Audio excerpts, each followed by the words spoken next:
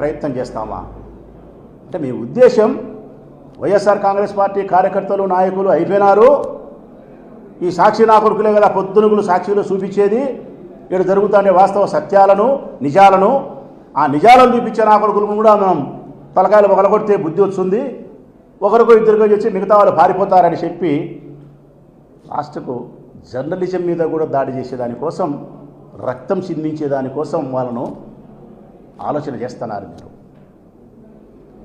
లేకపోతే ఎందుకు వస్తాయి మీకు ఆలోచనలు? మేము సాక్షి ఇక్కడికి వచ్చి పనిచేస్తుంది, హైదరాబాద్ మన పైనుంచి వచ్చి పనిచేస్తుంది అని చెప్తున్నారు. ఏ పత్రికలు ఇక్కడ పనిచేయలే? ఏ పత్రికలు ఏ ఎలక్ట్రానిక్ మీడియా ఇక్కడ పనిచేయలే?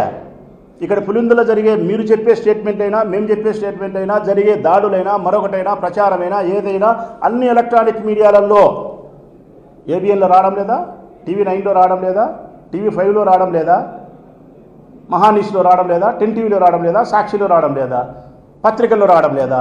అన్ని పత్రికల్లో వస్తాయి, అన్ని ఎలక్ట్రానిక్ మీడియాలలో వస్తాయి. సాక్షిలో ఒక్క దాంట్లోనే రాలే. మరి సాక్షి ఒక్కటే పని చేసేట్టు మీరు మాట్లాడాల్సిన అవసరం ఏముంది? మేమంటానమ్మా ఏబిఎన్ను, మేమంటానమ్మా ఇంకొక దాన్ని. మంచి పద్ధతి కాదు. మన రాజకీయాల కోసం, మన వ్యక్తిగతమైనటువంటి అహాన్ని చల్లార్చుకునే దానికోసం, ఒక వ్యక్తికి అవమానం చేయాలనే దానికోసం ఇప్పటికే మీరు ప్రజాస్వామ్యమైన హద్దులు దాటి చాలా దూరం ప్రయాణం చేసినారు. వ్యక్తిగతమైనటువంటి దాడులతో మీ స్థాయిని మీరు దిగదార్చుకున్నారు. ఇంకా జర్నలిజం జోలికి కూడా మీరు దాడుల జోలికి పోతే అసలు మీకు రాజకీయ పుట్టగతులే ఉండవు. మీకు ఈ లోకం హర్షించే పరిస్థితి కూడా ఉండదు. ఇవన్నీ సాలవని చెప్పి ఘోరం ఏంటంటే ప్రజలారా, దాడులు చేసినారు, తప్పుడు కేసులు పెట్టినారు, నాయకులు మార్చుకున్నారు, బెదిరింపే కార్యక్రమాలు చేసినారు, మేము కంప్లైంట్ ఇచ్చే వాళ్ళని పట్టించుకోలే. ఇవన్నీ సాలవని చెప్పి ఎక్కడైనా మనము ఒక ఊరు నుంచి ఒక 2 కిలోమీటర్లు ప్రయాణం చేసి గతంలో ఒక 50 ఏళ్ళ కిందట, 60 ఏళ్ళ 70 40 ఏళ్ళ కిందట, 30 ఏళ్ళ కిందట మన పల్లెలు మనము ఒక 2 కిలోమీటర్లు ప్రయాణం చేసి ఒక 500 మంది ఓటర్లు అమ్మాయి ఆడ ఓటేసన్నాం. మజారా అంటాన్నాం. ఈ ఊరికి ఆ ఊరికి పంచాయతీ. రాను రాను రాను రాను మన నాగరికత పెరిగింది, మన సౌకర్యాలు పెరిగినాయి, మన పరిపాలనలో సౌలభ్యాలు పెరిగినాయి. కాబట్టి ఏ గ్రామానికి ఆ గ్రామానికి అక్కడే బూతులు ఏర్పాటు చేసినారు. ఆ 2 కిలోమీటర్లు 3 కిలోమీటర్లు కూడా ప్రయాణం చేయకుండా. చౌక దుకాణాలు కూడా అట్లే ఉన్నాయి, అవి కూడా పోయింది ఆ ఏర్పాటు. ఏ ఊర్లో ఆ ఊర్లోనే. జగన్ వచ్చిన తర్వాత అది కూడా పోయింది, ఇంటికి వచ్చింది. ఇక్కడ విచిత్రం ఏంటంటే పులివెందుల తాలూకాలో ఈ మండలంలో ఇప్పుడు ఫస్ట్ టైం చూస్తాను నేను కూడా 30 ఏళ్ళ నా అనుభవంలో. పల్లెలో బూత్ ఉంది. నల్గొండ వారిపల్లె ఒకటి, నల్లబరెడ్డిపల్లె ఒకటి, ఎర్రపల్లె ఒకటి. ఈ 3 పల్లెలకు సంబంధించి 6 బూతులు, 4000 ఓట్లు, 3 గ్రామాల ప్రజలు. విచిత్రం ఏంటంటే మీరు ఆలోచన చేయండి ఒక్కసారి, బాగా శ్రద్ధగా వినండి. 3 ఊళ్ళలో 3 బూతులు ఉన్నాయి, ఏం మార్చలే. 6 బూతులు ఉన్నాయి 3 ఊళ్ళల్లో. ఎర్రబల్లిలో ఒక 3 ఉంటాయి, ఎర్రబల్లిలో 2 ఉంటాయి, నల్లబరెడ్డిపల్లెలో 3 ఉంటాయి, నల్గొండ వారిపల్లెలో 1 ఉంటుంది. నల్గొండ వారిపల్లెలో 650 ఓట్లు, ఒక్క బూతు. ఆ ఊళ్ళో వాళ్ళే ఓటు వేసుకుంటున్నారు. ఇప్పుడు విచిత్రం ఏంటంటే నల్లగొండ వారిపల్లెలో బూతు తీసేసి కంప్లీట్గా ఎత్తేసి ఆ ఊళ్ళో ఉండే ఓటర్లు యాడికో పంపలే. నల్గొండ వారిపల్లెలో ఉండే బూతు స్కూలు అట్టే ఉంటుందంట, ఆ బూతు రన్ అవుతుందంట. కానీ ఆ బూతులో ఆ ఊరోళ్ళు ఓటేసేది. ఆ ఊరి ప్రజలందరూ కలిసి 4 కిలోమీటర్లు ప్రయాణం చేసి నల్లబరెడ్డిపల్లెలో వేయాలంట. నల్లబరెడ్డిపల్లెలో ఉండే ఓటర్లు 4 కిలోమీటర్లు ప్రయాణం చేసి నల్గొండ వారిపల్లెకి వచ్చి ఓటేయాలంట. ఎర్రబల్లిలో ఉండే వాళ్ళు ఒక 2-3 కిలోమీటర్లు ప్రయాణం చేసి నల్లబరెడ్డిపల్లె ఓటేయాలంట. బూతులు అట్టే ఉన్నాయి, మనుషులు మారినారు. ఈ ఊరోడు ఆ ఊరికి, ఆ ఊరోడు ఈ ఊరికి. ఏమిది అసలు? ఇది ఎక్కడన్నా ఇది శాస్త్రీయమైనటువంటి విధానమేనా? ప్రజలు 4 కిలోమీటర్లు అవతల పక్కకు ప్రయాణం చేయించి ఓటు ఎక్కించాల్సిన అవసరం ఎందుకు వచ్చింది? ఆ ఊరిలో బూతు పెట్టుకొని ఈ ఊరోని ఆ ఊరోనికి ఎందుకు, ఆ ఊరోని ఈ ఊరోనికి ఎందుకు? ఎన్నికల కమిషన్కి ఏమన్నా ఆలోచన ఉందా? దీని సౌలభ్యం ఏంటంటే ప్రజలకు అసౌకర్యమైనా పర్వాలే, మాకు సౌకర్యం కావాలా తెలుగుదేశం పార్టీకి. ఏం సౌకర్యము?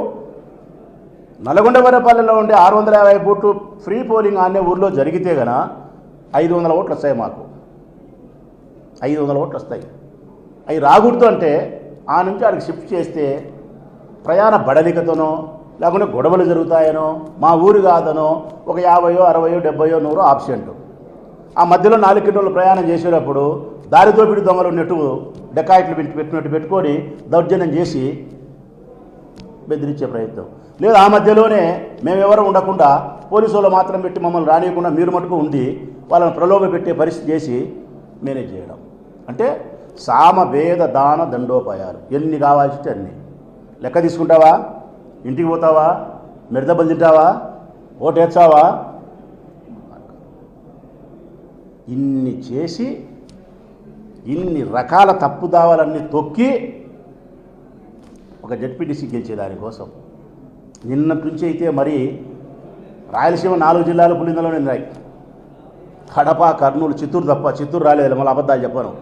కడపలో ఎన్నిడారు, కర్నూలులో ఎన్నిడారు, అనంతపురంలో ఎన్నిడారు.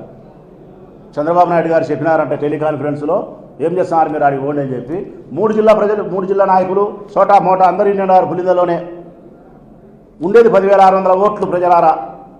మాకు తెలుగుదేశం పార్టీ నాయకులు కార్యకర్తలు ఈ ఊర్లో కనీసం అంటే ఒక 15,000 మంది ఉంటారు.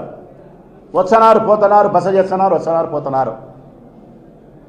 మా జీపులు పొద్దుటూరు నుంచి ఇక్కడికి రావాలంటే 3 జీపులు రావాలంటే నా వెనకమ్మడి కాన్వాయ్ రాకూడదు, ఒకటే రావాలా 3 జీపులు కూడా రాకూడదు. వాళ్ళు ఎంతమంది వస్తున్నారో ఎంతమంది పోతున్నారో 10,600 ఓట్లకు 10,600 మంది కంటే ఎక్కువ కార్యకర్తలు తెలుగుదేశం పార్టీ నాయకులు ఇతర జిల్లాల నుంచి ప్రయాణం చేస్తున్నారు. ఇంకా పోలీసు వాళ్ళు మరి 1000 మంది ఉంటారో 2,000 మంది ఉంటారో రేపు 1000 మంది 2,000 మందో 600 మందో ఎంతమంది పోలీసులు ఉన్నారో నాకు తెలియదు, కానీ కనీసం 1000 మంది అని ఉంటారు.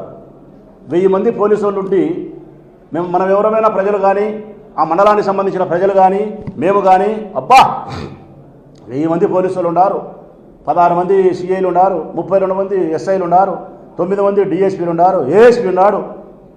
నీకు ఇబ్బంది లేదు రబ్బా, సించి ఆరేసారి మనకు రక్షణ ఉంటుందని మనం అనుకుంటే పప్పులో కాలేసిన వాళ్ళే ప్రజలారా. వీళ్ళందరూ ఉండేది మీకోసం కాదు, వీళ్ళందరూ ఉండేది తెలుగుదేశం పార్టీ వాళ్ళ కోసం అనుకూలంగా ఓట్లు వేయించే దానికోసం, మిమ్మల్ని ఓటుకు రానియకుండా ఉండేదానికోసమే. స్పష్టంగా చెప్పినారు కదా డిఐజీ గారు, కోనా ప్రవీణ్ గారు స్పష్టంగా చెప్పినారు. అధికార పార్టీకి అనుకూలంగా పనిచేస్తాం, సహజమే కదా, అది ఇట్స్ కామన్ అంటున్నాడు ఆయన. ఏం మాట్లాడతాం, ఏం మాట్లాడలేముగా. కాబట్టి ఇంతమంది పోలీసు వాళ్ళు పనిచేసేది మీకోసం కాదు, ప్రజాస్వామ్యం కోసం కాదు, ప్రజల కోసం కాదు, ఈ ప్రభుత్వాన్ని గెలిపించేదానికోసం, ఈ పార్టీని తెలుగుదేశం పార్టీని గెలిపించేదానికోసం వైఎస్ఆర్ కుటుంబానికి ఓటమిని రుచి చూపించి అవమానాన్ని జగన్ కల్పించాలనే పరిస్థితి చేసేది. కానీ మీకు ఇంత జరిగిన తర్వాత కూడా ఒక్క మాట అయితే తెలుగుదేశం పార్టీకి చెప్పగలుగుతా, మీరు ఎన్ని చేసినా, ఎన్ని బాధలు పెట్టినా, ఎన్ని కష్టాలు పెట్టినా, జగన్మోహన్ రెడ్డి గారి మనసులను కొట్టినా, తలకాయలు మొగలగొట్టినా, బాధ పెట్టినా, ఎన్నికల్లో మీరు రిగ్గింగ్ చేసినా, గెలిచే పరిస్థితి చేసినా, ఓటమి చూపించినా, ఏమి చేసినా కూడా జగన్మోహన్ రెడ్డి గుండెకు ఆవగింజంత కూడా మీరు భయాన్ని కానీ అవమానాన్ని కానీ చూపించలేరు. కారణం మీ అందరి గుండెలకు, మీ అన్ని పార్టీలకు భయాన్ని పరిచయం చేసిన మగోడే జగన్మోహన్ రెడ్డి. జగన్మోహన్ రెడ్డి గుండెకు ఆవగింజంత కూడా మీరు అవమానాన్ని, భయాన్ని మీరు పరిచయం చేయలేరు. కానీ ఒకటి మాత్రం సత్యం, 19 నుంచి 24 వరకు జగన్మోహన్ రెడ్డి ఏ విధంగా ఉన్నాడో, మీరు చేసే ఈ కార్యక్రమాల వలన, మీరు చేసే ఈ దుశ్చర్యల వలన 24 నుంచి 29 వరకు, 24 నుంచి 29 వరకు మీరు ఏం చేస్తారో చేయండి. 29 నుంచి 34 వరకు ఆ జగన్మోహన్ రెడ్డి ఈ జగన్మోహన్ రెడ్డి కాదు, ఇంకొక జగన్మోహన్ రెడ్డి తయారవుతాడు. ఆ జగన్మోహన్ రెడ్డిని వేరుగా మీరు తయారు చేసేదానికి కూడా కారణం ఎవరంటే మీరే, మీ పార్టీలే.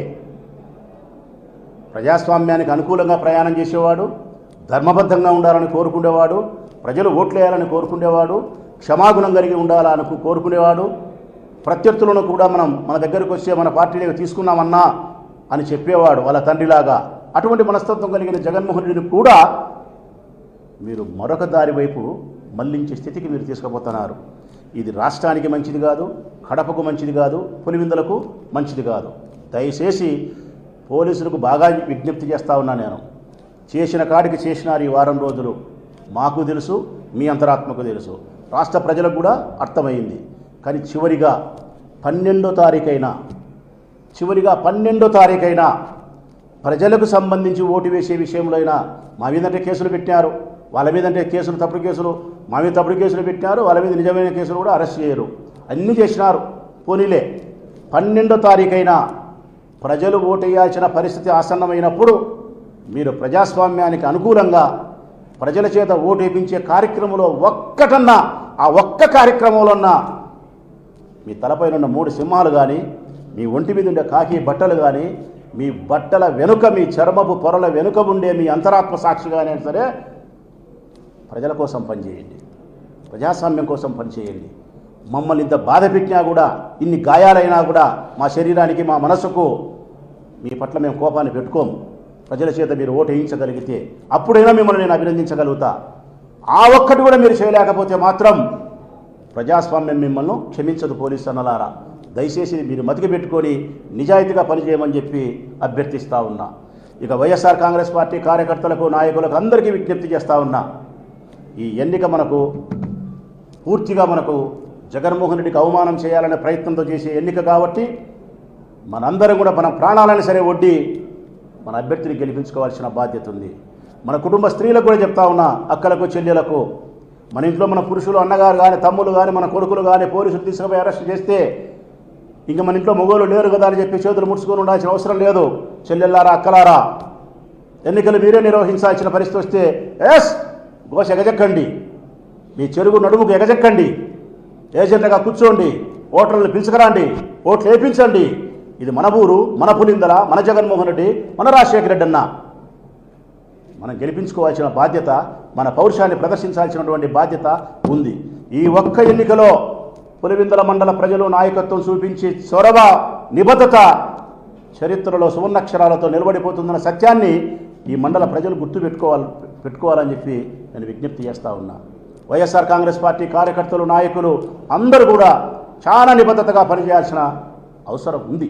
ఈ ఎన్నికలకు సంబంధించి ఒక్క జడ్పీటీసీ వల్ల మనకేదో లాభమో నష్టమో కాదు, సంవత్సర కాలమే మనకు ఉండేది. దీనివల్ల పెద్ద ప్రయోజనం ఉందా లేదని కాదు, వాళ్ళ ఉద్దేశాలు మంచివి కాదు, వాళ్ళ ఆలోచనలు మంచివి కాదు. కేవలం మన నాయకుడికి అవమానం చేయాలని తలంపుతో చేసే ఆ ప్రయత్నాన్ని మనం భగ్నం చేయాలా. ఈ పులిందుల తాలూకాలో మనకు ఉండే పట్టును మనం నిలబెట్టుకునే దానికోసం ఇంత వ్యతిరేకమైనటువంటి పరిస్థితుల్లో కూడా, పోలీసు ఇంత ఫోర్స్గా పనిచేసిన పరిస్థితుల్లో కూడా, ప్రభుత్వము, పార్టీలు అన్ని వాళ్ళ అనుకూలమై ఏకమై చేసిన ఈ పరిస్థితుల్లో కూడా మన పార్టీ జెండాను గెలిపించుకోగలిగినామంటే ఖచ్చితంగా మనం చరిత్ర గుర్తుపెట్టుకుంటుంది. మనం దానికోసం పనిచేయాలని చెప్పి మనస్ఫూర్తిగా నేను అందరికీ విజ్ఞప్తి చేస్తూ సెలవు.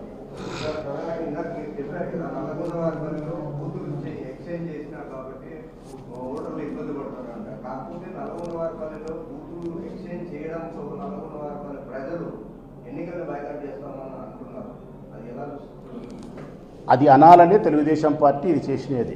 నల్గొండ వారిపల్లి నేను ముందే చెప్పినా కదా, మీరు క్వశ్చన్ అడగదిరిగా చెప్పిన 650లో 500 ఓట్లు మాకు వస్తాయని. అది రాకుండా ఉండాలంటే కన్నా వాళ్ళు బాయ్కాట్ అయినా చేయాలా, ఓట్లకు రాకుండా తగ్గిపోవాలా, మొదలే బెదిరింపు చేసుకోవాలా. అంటే ఏ ప్రయత్నం అయితే వాళ్ళు ఏ ఉద్దేశంతో చేసినారో తెలుగుదేశం పార్టీ, ఆ ఉద్దేశం వాళ్ళకు ఫలించినట్టే వాళ్ళు బాయ్కాట్ చేస్తే. అయితే ఒక గ్రామం అంతా కూడా మీరు తప్పు చేసినారు, ఎన్నికల కమిషన్ ఒక పార్టీ కోసం మీరు తప్పు చేస్తే అది మాకు అసౌకర్యము, చట్టవిరుద్ధమని మేము చెప్పిన తర్వాత కూడా మీరు నిర్ణయం మార్చుకోకపోతే మేము ఎన్నికలనే, ప్రజాస్వామ్యంలో ఎన్నికలు మేము బహిష్కరిస్తామని ఒక గ్రామం అంటే ఇది ఎంత పెద్ద ఘోరమైనటువంటి మీ తప్పు, ఎన్నికల కమిషన్ది, ప్రభుత్వం యొక్క తప్పు, ఇది తెలుసుకోండి అని చెప్పి వాళ్ళు హెచ్చరిక చేస్తున్నారు. అప్పటికే మీరు తెలుసుకోలేకపోతే మీరు ప్రజాస్వామ్య ద్రోహులవుతారు.